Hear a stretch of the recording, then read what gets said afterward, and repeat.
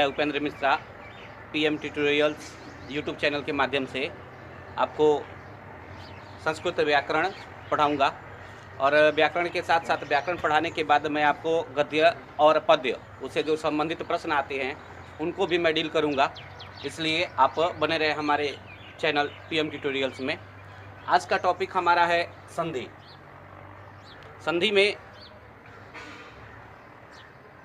संधि से दो प्रश्न, लगभग 2 या 3 प्रश्न आते हैं। ठीक से इसकी प्रिपरेशन हो जाने के बाद हम समास और जितने भी टॉपिक आएंगे धीरे धीरे हम लोग पढ़ते चलेंगे। आज का हमारा टॉपिक है संधि। संधि पढ़ने के लिए हमें किन किन चीज़ों की आवश्यकता पड़ेगी वो सब आप देख सकते हैं बोर्ड पे। पहले हम समझते हैं संधि होता क्या, संधि कहते किसे। जैसा कि आप बोर्ड पे देख रहे हैं, दो वर्णों के मिलने से सार्थक विकार का होना संधि कहलाता है। इसको हम एक और तरीके से बता सकते हैं कि जब दो वर्ण आपस में मिलते हैं और उससे जो विकार उत्पन्न होता है उसे संधि कहते हैं। कैसे? दो वर्ण कौन कौन से होंगे आप यहाँ बोर्ड पे देख सकते हैं। यथा मतलब जैसे होता है, संस्कृत में यथा मतलब जैसे। जैसे रमा जोड़ ईस, आप देख रहे हैं यहाँ रमा, और इस जोड़ के चिन्ह के पहले रमा को अगर हम अलग अलग करें तो र र में अ मिलके पूरा र बना है। ये जैसे ही हम स्वर वर्ण और व्यंजन वर्ण में पढ़ेंगे तो ये ज़्यादा क्लियर होगा। धन म आ रमा ऐसे मिलके बना, यानी कि हम कह सकते हैं जोड़ के पहले आ चिन्ह है। जोड़ के पहले कौन सा चिन्ह है? आ। और जोड़ के बाद में देख रहे हैं दीर्घ ई है। अब इन दो वर्णों के मिलने से एक नया वर्ण उत्पन्न हो रहा है और वह वर्ण है ए। अब देखिएगा, इस संधि की परिभाषा के आधार पर हम इसको अगर डिफाइन करें तो इसमें दिया है दो वर्णों के मिलने से, और यहाँ भी देखेंगे दो वर्ण कौन है? आ और ई, दीर्घ ई है, और दोनों के मिलने से एक नया वर्ण बन रहा है। इसका कोई सार्थक अर्थ है ए। अब रमेश मिलके बन गया। ये ए अपने पहले वाले म से मिलके ए का रूप बना लिया, रमेश, ए हुआ।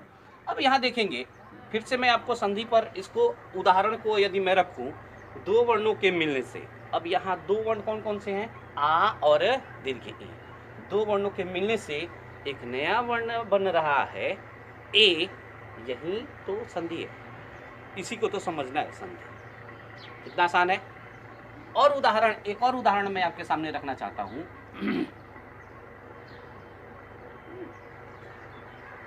हिम जोड़ आल, आसान है ये समझना, हिम जोड़ आल। अब जोड़ के पहले देखेंगे ये म पूरा है, इसका मतलब इसमें अ छुपा हुआ है। ये म जो है वह म हलंत और अ, ये दोनों मिलके पूरा म बना है। अर्थात जोड़ के पहले म में जो अ है वो अ, और जोड़ के बाद में आ, यहाँ दो वर्ण हो गए, और इन दो वर्णों के मिलने से एक नया वर्ण बन भी सकता है या इसमें मिल भी सकता है। अब ये आ बन जाता है और यही मिलके बन जाता है माल। ये संधि। अब इस संधि के लिए किन किन चीज़ों की आवश्यकता है ये मैं आपको बता दूं।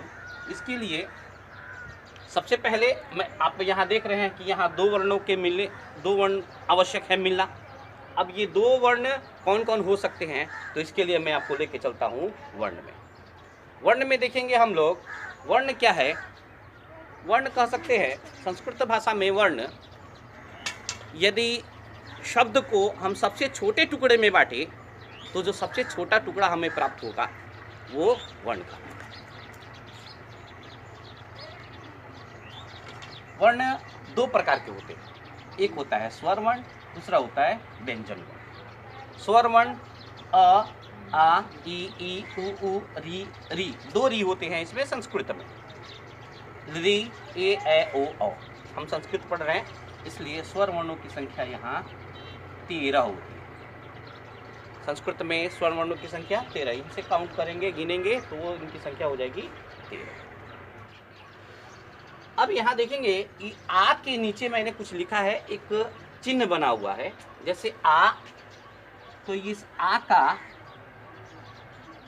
जो सिंबल होता है, मात्राएं होती हैं, ऐसे होती हैं। यही सबसे इम्पोर्टेंट है, ये मात्रा। संस्कृत पढ़ने के लिए मात्रा की आवश्यकता बहुत अधिक है, इसकी ज़रूरत हमें पड़ेगी, इसलिए मैंने आ के नीचे, ई के नीचे सब जितनी भी मात्रा है मैंने लिख दिया है। आप इसे ध्यान से देख सकते हैं। री, ये 2 री है, इसकी भी मात्रा है। री की मात्रा नहीं होती, री जैसे है वो उस तरह, उसी तरह होता है। ये हो गया स्वर वर्ण। उसके बाद आते हैं व्यंजन वर्ण। स्वर वर्ण की संख्या कितनी हुई? 13। इसको ध्यान में रखिएगा, क्योंकि ये प्रश्न पूछ सकता है कि स्वर वर्ण की संख्या कितनी होती है, संस्कृत में स्वर वर्ण की संख्या कितनी होती है। तो आप संख्या दिखा सकते हैं 13। इसी तरह से व्यंजन वर्ण। अब व्यंजन वर्ण क्या होते हैं, परिभाषा इसको पहले देखने। स्वर वर्ण वैसे वर्ण होते हैं जिनका उच्चारण अपने आप हो, उनमें उनके उच्चारण में किसी अन्य वर्ण की सहायता न लेनी पड़े, उसे हम क्या कहते हैं? स्वर वर्ण। व्यंजन वर्ण जिनका उच्चारण जब भी होगा तो स्वर वर्ण की सहायता से, वो व्यंजन वर्ण। व्यंजन वर्ण के उच्चारण के लिए आवश्यक है स्वर वर्ण की सहायता, इसलिए ये व्यंजन वर्ण हुए। अब यहाँ देख लीजिएगा क वर्ग। व्यंजन वर्ण कौन कौन से हैं ये देख लेंगे। व्यंजन वर्ण है क वर्ग। क वर्ग में क्या आता है? क, ख, ग, घ, अंग, ये क वर्ग कहलाएंगे। उसी तरह से च वर्ग हो जाएगा। च आप समझ लीजिएगा, त वर्ग, प वर्ग। इन 5 वर्गों को हम कहते हैं स्पर्श वर्ण या स्पर्श व्यंजन कहेंगे। इसको देखेंगे, आप यहाँ देख सकते हैं कि क में हलंत लगा हुआ है, हलंत। अगर ये क पूरा रहे, ये क पूरा बोलने के लिए हमको क में अ या स्वर वर्ण की सहायता बोल लेनी पड़ेगी, इसलिए ये पूरा क कहलाएगा। देखते चलेंगे। अब हलंत लग गया तो यहाँ से स्वर वर्ण भाग गया। अंतस्थ वर्ण देखेंगे, य, र, ल, व, ये 4 जो हैं वो अंतस्थ वर्ण कहलाते हैं। तालव्य श, मूर्धन्य श, दंत स और ह, ये चारों के चारों ऊष्म वर्ण या ऊष्म व्यंजन कहलाते हैं। क्षत्रज्ञ, ये 4 ऐसे होते हैं, क्ष, त्र, ज्ञ और एक और आता है स्र। इन 4 वर्णों को हम कहते हैं संयुक्त वर्ण।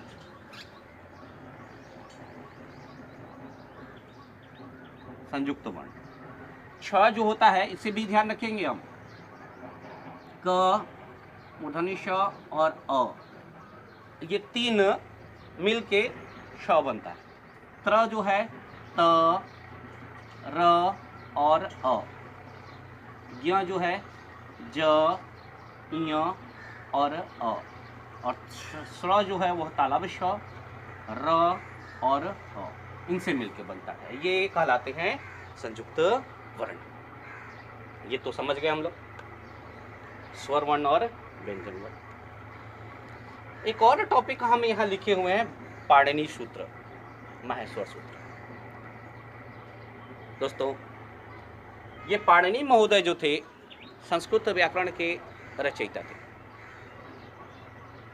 इनके बारे में एक छोटी सी कहानी प्रचलित है जो मैं आपके सामने प्रस्तुत करूंगा। कहानी ये है कि ये पढ़ने में बहुत मंदबुद्धि थे। एक ही क्लास में कई बार फेल हुए। फिर उसके बाद गुरुजी ने इनको अपने आश्रम से निकाल दिया। ये वापस जब अपने घर जाने लगे तो रास्ते में सोचते हुए जा रहे थे कि मेरे माता पिता कितने अरमान से मुझे भेजे थे पढ़ने के लिए गुरुजी के पास, और मैं पढ़ नहीं पाया। घर नहीं जाऊंगा। वो हिमालय की तरफ अपना रुख कर लिए और वहाँ गए जहाँ पहले से साधु संत रहते थे। वहाँ जाके उन्होंने तपस्या करना शुरू किया। ये शंकर भगवान के बहुत बड़े भक्त थे पाणिनि महोदय। उसी क्रम में ऐसा कहा जाता है कि शंकर भगवान की पूजा से शंकर भगवान प्रसन्न हुए और उन्होंने इनके सामने आके, पाणिनि महोदय के सामने आके अपनी डमरू को 14 बार बजाया। जैसे ही पहली बार इनके कानों में आवाज़ गई, पाणिनि महोदय के कानों में डमरू की जब आवाज़ गई तो इन्होंने क्या किया, सूत्र का निर्माण करना शुरू किया। मैं पहले ही बता चुका हूँ कि ये वर्ण शब्द की या किसी भी भाषा की सबसे छोटी इकाई होती है, वर्ण। और इन्हीं वर्णों को आधार करके उन्होंने सूत्रों का निर्माण करना शुरू किया। शंकर भगवान ने 14 बार अपनी डमरू को बजाया और उन्हीं 14 बार जो डमरू की आवाज़ इनके कानों में गई, उससे इन्होंने 14 सूत्रों का निर्माण किया। और ये 14 सूत्र पाणिनि सूत्र कहलाए। वो 14 सूत्र क्या हैं? ऐ ऊड़, दूसरा जो है री लिरिक, देखते चलिएगा इसमें कैसे वर्ण आएंगे, एवं एवच है वरट लन, इसी तरह से करके 14 सूत्रों का निर्माण इन्होंने किया। मैंने केवल, हम लोगों को आवश्यकता पड़ेगी केवल 6 सूत्रों की, इसलिए हम 6 सूत्र तक ही सीमित रहेंगे। अब ये आवश्यकता कैसे पड़ेगी, इन सूत्रों की आवश्यकता कैसे संधि में पड़ेगी, इसको मैं आपको, पाणिनि महोदय ने क्या किया, इन सूत्रों के उपयोग के लिए इनका शॉर्ट रूप, छोटा रूप बनाना शुरू किया, उसे कहा गया प्रत्याहार। कैसे उन्होंने एक छोटा रूप बनाया, इसे मैं आपको दिखाना चाहता हूँ, देख लेंगे हम। उन्होंने क्या किया, किसी वर्ण का किसी सूत्र का एक वर्ण और अन्य सूत्र के अंतिम वर्ण को लेके एक छोटा रूप बनाया। कैसे? जैसे यहाँ देखेंगे अ क, अक। अब ये अक क्या है, इस पे हम ध्यान देंगे, देखेंगे अ स्टार्टिंग, शुरू कहाँ से हो रहा है, अ पहले सूत्र से अ। अब अ से लेके और इस क के बीच के जितने भी वर्ण हैं सब के सब आ जाएंगे अक में। इसी को कहा जाता है अक प्रत्यय। कैसे? अ, उसके बाद देख रहे हैं ई, उसके बाद उ। ये अड़ा जो है देख रहे हैं हलंत है, इसलिए ये लुप्त हो जाता है। हलंतम एक सूत्र होता है, ये लुप्त हो जाता है। उसके बाद आ जाता है री, री, उसके बाद आ जाता है री। यानी कि ये अक, केवल अक कहने से इसके बीच के जितने भी वर्ण उन सब का बोध हो रहा है। अक में अ, ई, उ, री और री, ये देख रहे हैं, अ से लेके क के बीच के वर्ण, ये क्या कहलाएंगे? अक प्रत्याहार। उसी तरह से एक और उदाहरण मैं आपके सामने रखना चाहता हूँ। अगर कोई कहे इक प्रत्याहार, ये सब की आवश्यकता हमें संधि में पड़ेगी, इसलिए मैं बता रहा हूँ। इक प्रत्याहार, इक तो ई से प्रारंभ होगा, ई, उ, री, ली, बस इतने ही वर्ण होंगे, ई, उ, री, ली। एक और उदाहरण, अगर हम यहाँ कहें एच, एच कहें, एच का मतलब है ए से शुरू करेंगे और च तक जाएंगे, ए, ओ, ए, औ। दिख रहे हैं ना, ये कहाँ से होगा? ए, ओ, ए, औ, ये 4 वर्ण। अब आप सोच रहे होंगे कि क्या 2 ही सूत्र लेके बनाया जा सकता है? ऐसी बात नहीं है, आप कहीं से कहीं तक का सूत्र बना सकते हैं। जैसे अब अच कह दें, ध्यान दीजिएगा, ये बेहद इंपॉर्टेंट है। अच, इसकी आवश्यकता हमें पड़ेगी अ से लेके च तक के वर्ण। देख रहे हैं, अ, ई, उ, री, री, ली, ए, ओ, ए, औ, री, ए, ओ, ए, यहाँ तक के, अ से लेके औ तक के जितने भी वर्ण हैं ये सब अच में आ जाएंगे। यहाँ ध्यान देने वाली बात ये है कि हम स्वर वर्ण में देख रहे हैं जो 13 वर्ण हैं, ये सब के सब इसमें आ जा रहे हैं। अ, आप कहिएगा सर इसमें आ नहीं है, जबकि अ के बाद आ आना चाहिए। तो पाणिनि महोदय ने क्या किया, अ और आ दोनों को समान माना, समान वर्ण। अ और आ इन दोनों को क्या मान लिया? समान वर्ण। इसलिए आ को उन्होंने गायब कर दिया। उसी तरह से ई के बाद एक दीर्घ ई होना चाहिए, लेकिन दीर्घ ई नहीं है, तो दीर्घ ई और ह्रस्व ई और दीर्घ ई ये दोनों के दोनों क्या हो जाएंगे? समान। उसी तरह से उ, री, री, ए, ओ, ए, औ तो है ही। अब अच कहने का मतलब अ से लेके औ तक सभी वर्ण जब आ गए तो इनको कहा गया स्वर वर्ण। अच को हम कहते हैं स्वर। ये बेहद इंपॉर्टेंट है, एक नंबर फंसा देता है ये। अच को हम क्या कहेंगे? स्वर। अब क्या करता है, जब स्वर संधि में हम लोग आएंगे उसमें क्या करेगा, स्वर संधि न देके कुछ देगा, ऑप्शन में दे देता है अच। इसमें कौन अच है? जैसे ही अच देगा, वहाँ ऑप्शन में स्वर रहेगा नहीं, तब दिक्कत हो जाएगी। सोचने वाला हो, सब बच्चे सोचने लगेंगे कि अब यहाँ पे क्या हो जाएगा, ये तो स्वर संधि है, ये अच कहाँ से आ गया। इसलिए अच और स्वर दोनों को ध्यान से देखने वाली बात है। जिस तरह से अच स्वर हो गया, उसी तरह से यहाँ देखो, देखिएगा च तक तो स्वर वर्ण है, उसके बाद यहाँ से व्यंजन वर्ण की शुरुआत हो जाती है। ह से लेके ल तक ये जो हो जाते हैं, ह ल, हल, ह से लेके यहाँ ल तक, यहाँ तक के वर्ण ये कहलाते हैं। ये तो सब ह य देख रहे हैं, ह य व र, ये सब धीरे धीरे बन के लास्ट में ह तक, ह तो इसमें सम्मिलित हो ही गया, यहाँ तक के वर्ण ये सब के सब कहलाएंगे व्यंजन वर्ण। क्या कहलाएंगे? व्यंजन वर्ण। व्यंजन को हम हल कहेंगे और स्वर को क्या कहेंगे? अच कहेंगे, या अच को स्वर कह सकते हैं, हल को व्यंजन कह सकते हैं। अब इसका उपयोग, इन सूत्रों का उपयोग कैसे संस्कृत में संधि में होगा, इसको हम नेक्स्ट क्लास में आपको